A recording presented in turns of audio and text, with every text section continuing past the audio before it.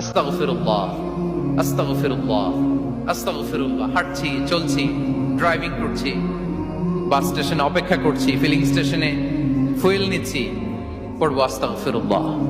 কি পড়বো? আস্তাগফিরুল্লাহ।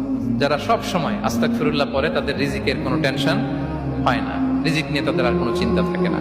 আল্লাহ নবী নূহ আলাইহিস সালাম যিনি ওনার জাতিগোষ্ঠীকে বলেছিলেন, ফাকুলতু আস্তাগফিরু রাব্বাকুম ইন্নাহু কানা গাফফারা, তোমরা বেশি বেশি ইস্তেগফার করো, তিনি ক্ষমাশীল।